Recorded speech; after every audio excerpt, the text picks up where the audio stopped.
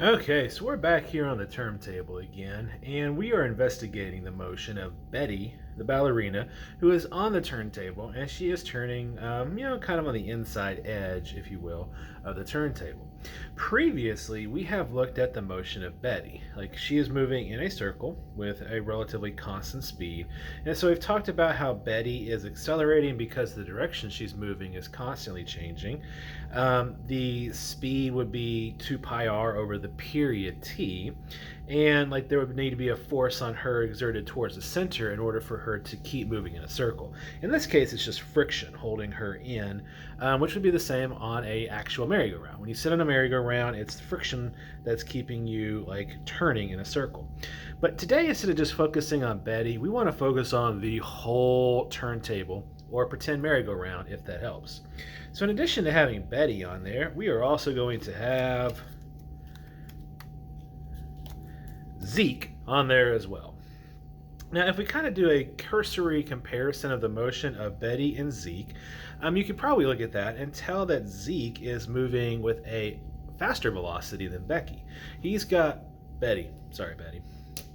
You can probably look at that and tell that Zeke is moving at a faster velocity than Betty. They both have to go around a circle in the same amount of time, but because Zeke is further from the center of the circle, his circumference is larger, therefore Zeke is moving faster than Betty right now.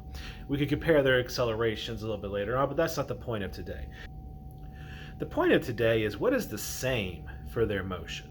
They're both covering different distances in the same amount of time, but what is the same? What is the same for all points on the turntable? That's what we're kind of investigating today. So the turntable and everything that is rotating with it is a system. We have to think about it as a system. So we can't just look at one point versus another. Let's think about the whole thing as a system. And the thing that's consistent about the system isn't necessarily how far each piece moves in a given period of time, linearly, but rather angularly.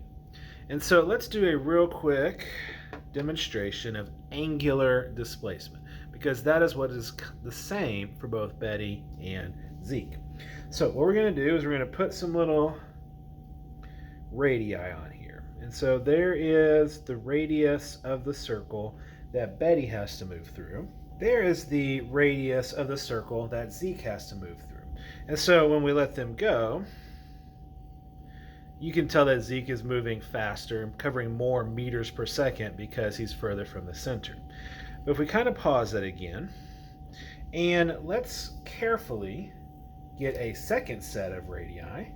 So let's do a simple demonstration. Betty starts over here on the left and Zeke starts over here on the right. And let's just turn them both a quarter, actually let's do an eighth of a turn, something like that.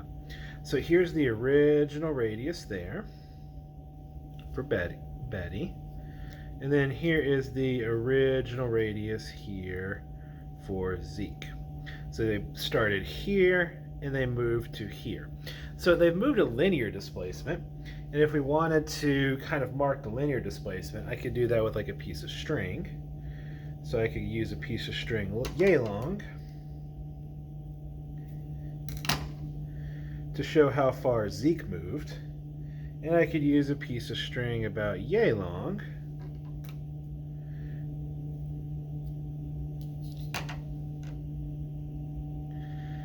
to show how far Betty moved. And it should not surprise you that the string marking where Zeke moved to is longer than the piece of string marking where Betty moved to. But what is the same would be the angle between these two radii. This angle here is the same as this angle right here.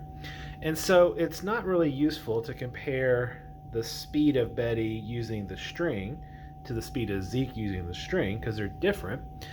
It is, however, useful to think about the angle that they both move through. And so all things moving on a turntable are going to move through the same angle per any given unit of time. And so if they start here,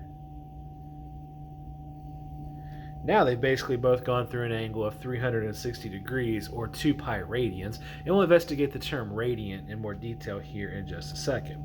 So because everything on the turntable will move through the same angle in any given period of time, measuring the angle that they move through is more useful than measuring the distance that they travel through in a lot of situations. And then later on we'll figure out some mathematics that allow us to compare the two. That'll be our next step, and learning what a radian is will help us out with that. So let's grab a bicycle wheel so that it's a little bit bigger. We can look at what a radian is, and then we're going to come back to the turntable and actually measure the speed using angular velocity and linear velocity. So in order to understand rotational motion, we first need to understand the unit for rotational movement, which is the radian. And this is best explained with an actual object that is actually rotating. So here I've got a bicycle wheel, and the bicycle wheel has radius big R, and this piece of radius right now is directly over this piece of tape which says theta naught. This is the starting position of our bicycle wheel, and we're going to move it around. First thing, when I move the bicycle wheel clockwise, we call this a negative rotation, and when we move it counterclockwise, by convention we say that that is positive. And so that's just kind of a sign convention that we use. The next thing, let's talk about how we measure rotational motion. Because all of the points on my bicycle wheel are going to be moving different distances, like a point on the inside would move just a little bit, whereas a point on the outside would move a lot. We don't typically use meters to measure the amount of rotation something rotates. Instead, we use a measure of angle, because if this thing moves, all the points are moving through the same angle in any given time. And instead of using degrees in physics, we use the unit radian for angular motion. And the definition of a radian, it's kind of a complicated definition, so pay close attention. You take the radius r of your bicycle wheel, and you're going to move it an arc length that is equal to that radius. And so if I take a piece of string and I lay it across my radius like that, you'll notice that the piece of string is basically the same size as the piece of paper. So what we're going to do is we're going to move the bicycle wheel. We're going to move it counterclockwise such that the arc length that it moves through is 1 radian. Since the arc length that it moved through was equal to the radius, that means that it's moved through an angle of 1 radian. And so that right there, let's put another radius on there to kind of hold it in place. That angular distance right there, not staying on very good. There it goes. That angular distance is equal to 1 radian. So let's kind of backtrack. So right now the yellow piece of paper is at theta naught. That's its starting position. Let's call that an angle of 0. As it rotates, it is now moved through an angular displacement of 1 radian. So 1 radian, if I were to add another arc length that was equal to the radius, so a second piece of blue yarn, so it's moved a linear distance of 2 radiuses, and so that means it's moved through an arc of 2 radians. If we were then to move it a third arc length equal to the radius, so I took a third piece of yarn, put it there, that's 3 radians. Notice I haven't quite made half a turn yet. If I do a fourth one, there's 4 radians. If I do a fifth one, there's 5 radians. And then if I do a sixth one, that's about 6 radians. And so one complete rotation, like going all the way back to its starting point, is just a little bit more than 6 radians, which should make sense. The distance around the bicycle wheel is the circumference, which is 2 pi times r.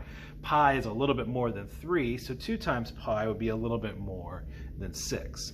And so the reason we define the unit radian is so that this distance here and this distance here are the same, meaning that 1 radian has a side length r, an arc length r, a side length r. Therefore, r over s, r over this arc length s, would be 1. So let's do a real quick example here. I'm going to start it there again. I'm going to move it counterclockwise. 1, 2 pieces of yarn. So that means that this point right here has moved through a angular displacement of 1, 2 radians. If I were to reset it and then move it, scooch this guy over here.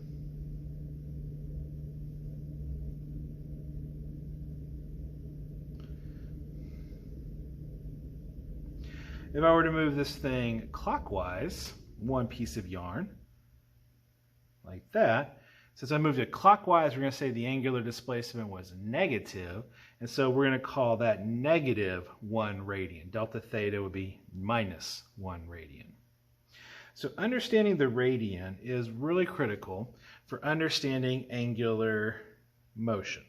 So I have a pretty simple demonstration to illustrate why the unit of radian is helpful and important. So I've got a roll of paper towels, which is secured right here by a piece of tape. And I've marked the starting position.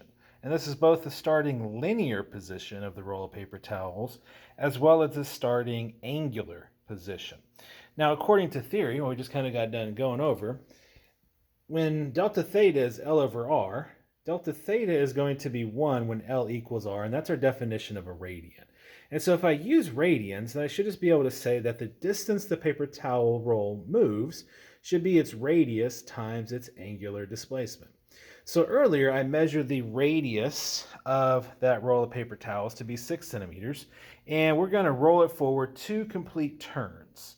And so we're going to track that line, and when the line comes back around to the bottom, touching the table, that's going to be 1 turn, and then we'll do that a second time to reduce experimental uncertainty. So here we go. Paper towels are off. Trying to keep them straight.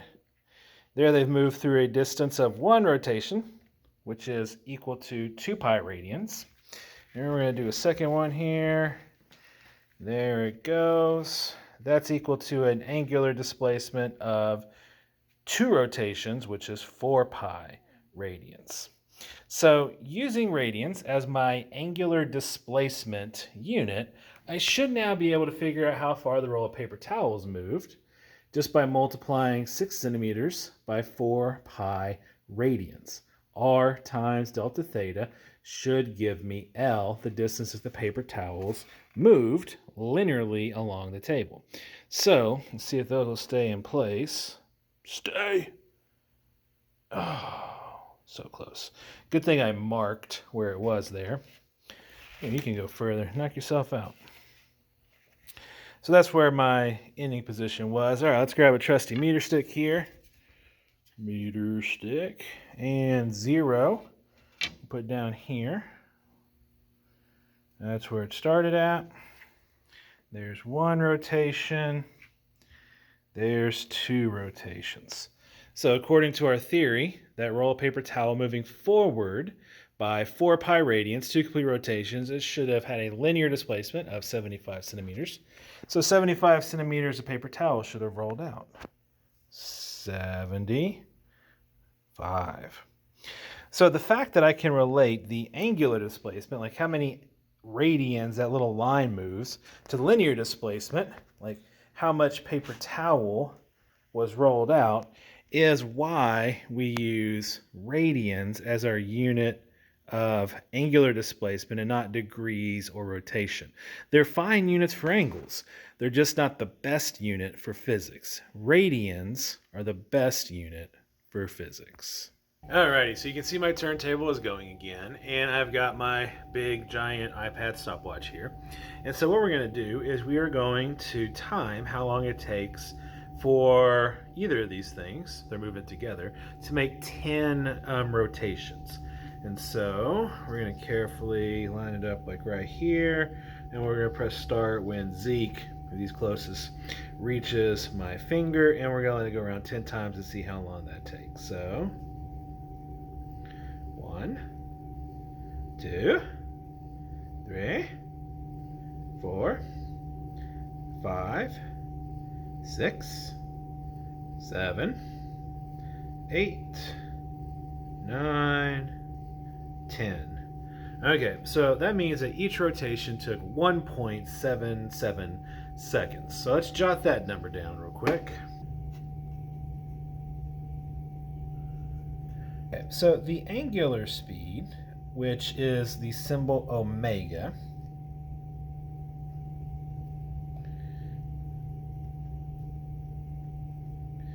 that's the last letter in the Greek alphabet, is simply the change in angular position with respect to time. So kind of keeping this example simple, we're just going to think about one rotation, which took 1.769 seconds. We could do 10 over 17, we would get the same thing. The angular velocity of that turntable is constant. So in this case, delta theta is one rotation, which is the same as 2 pi radians. And so the angular velocity here would be 2 pi radians in 1.769 seconds. So grabbing a trusty calculator, doing 2 pi over 1.769 gives me like 3.55.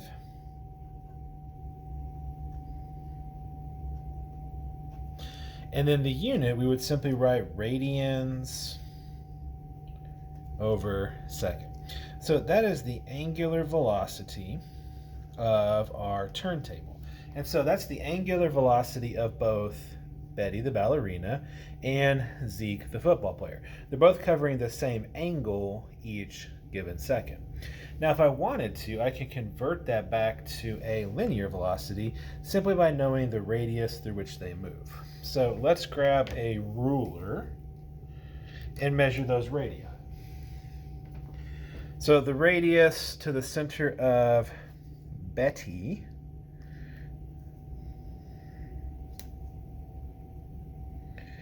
was 3.7 centimeters.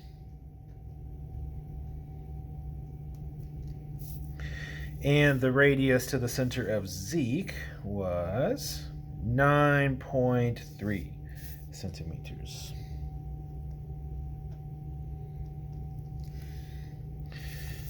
So if we simply remember that delta theta is equal to L over R, we can do the same relationship for all angular motion quantities. And so I can say then that omega, the angular velocity, is equal to, well, instead of L, it would be linear velocity, and then over the same R. So I can say that velocity, the linear velocity of something moving in a circle like that, would be equal to R omega. So if I wanted to know the linear velocity for Betty, I could just take her radius of 3.7 centimeters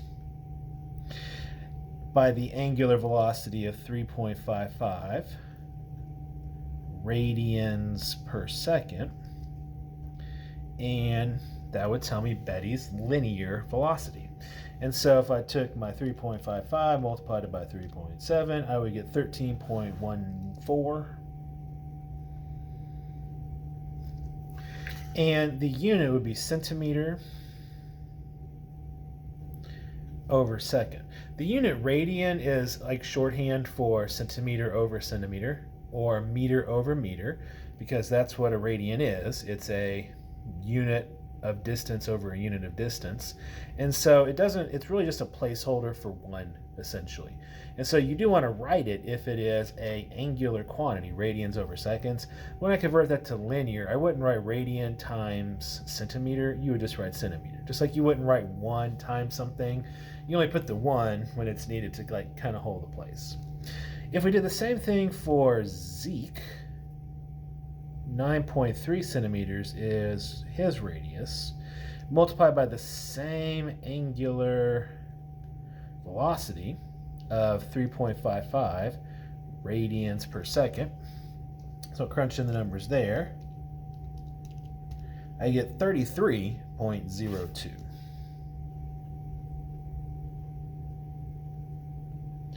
centimeters per second. And same thing with the units. So during 1 second, they both move through an angle of 3.55 radians. So that's a little bit more than half a circle. Whereas linearly, like if I trace their motion out with a string and measure the length of the string each second, Betty the ballerina is moving at 13.14 centimeters per second, whereas Zeke the football player is moving at 33.02 centimeters per second. So both of these quantities are useful in their own way. For this unit, we're going to typically be studying just the rotational motion of a system. So this number right here will be more useful for what we're thinking about here. Like, what does it take to make the turntable turn? What would it take to slow it down and stop it? How fast could it possibly go? Things like that. And so that's the useful quantity today, but it is related to things we've studied previously. And so I can still relate those two. The secret is this definition right here. If you can remember that angular quantity, in this case displacement, is linear over r, then that's all you have to remember. And then you can derive that the angular velocity is linear velocity over r, and then even later on, the angular acceleration is the linear acceleration over r.